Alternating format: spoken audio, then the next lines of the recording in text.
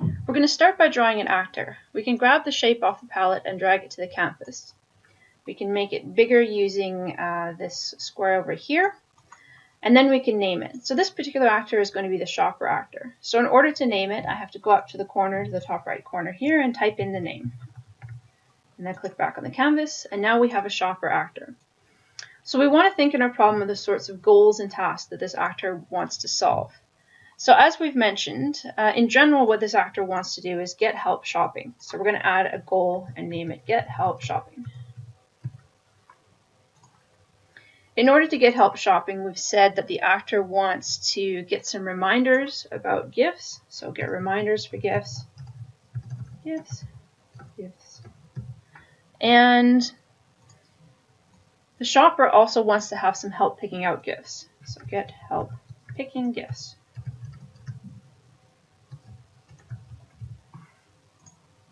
So these are two different things that the shopper wants to be able to do in order to get help shopping. So I'm going to link these things with an AND link. So here, as you saw, I clicked on the source of the link and then dragged this black arrow to the destination until you see the red box, and that's how you make a link. So in this case, we have two AND links, which means that in order to get help shopping, I need to get reminders for gifts and get help picking gifts. So if you remember from my description, we also want to get some help with budget tracking. So budget tracking, get help with budget.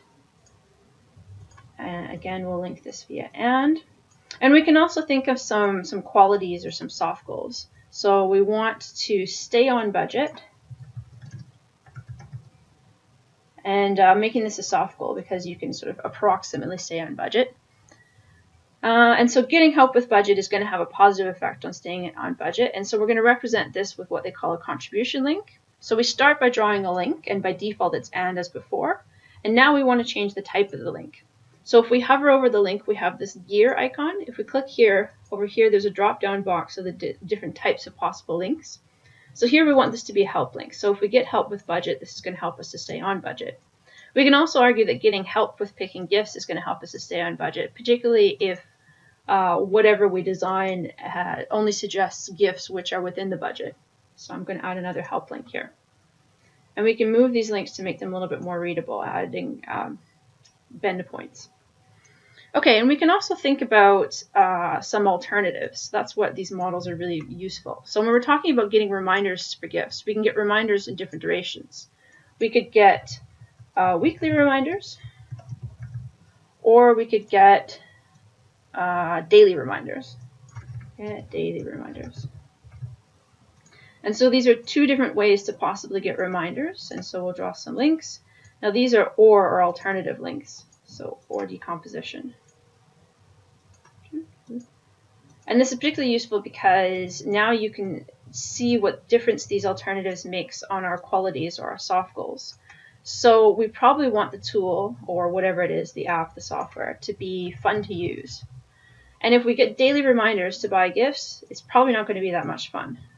So we've added a link here, and this we're going to say is a heart link. So getting a daily reminder from your tool is not going to be very much fun. But on the other hand, we really want to make sure we don't forget to buy gifts. So we want to remember gifts. And obviously, if we get daily reminders, that's going to be helpful there. Oops. I renamed the actor instead. So the actor is the shopper. So you rename whatever you select here. And this is going to be remember gifts. And here we have a new link here. So if you get daily reminders, that's going to have a positive effect on remembering gifts. In fact, you may say, I'm definitely going to remember the gifts, in which case you can make this a make link.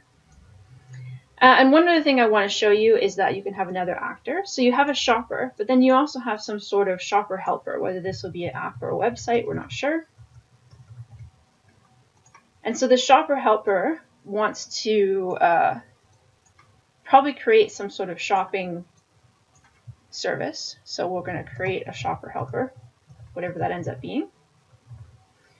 But of course we can ask why. So why in the world would you want to create this? Probably the most likely reason is profit. So maybe we have some other reasons. Maybe we want to impress people with coding skills or get our name out there, but likely we probably want to make money. And so the shopper, when getting help shopping, depends on the shopper helper in order to get this help. So here we're going to draw a dependency link. So depends, and again, we can move this around so it's a bit more readable. So I'm going to continue working on this model, adding a little bit more detail, and then I'll show you the end result.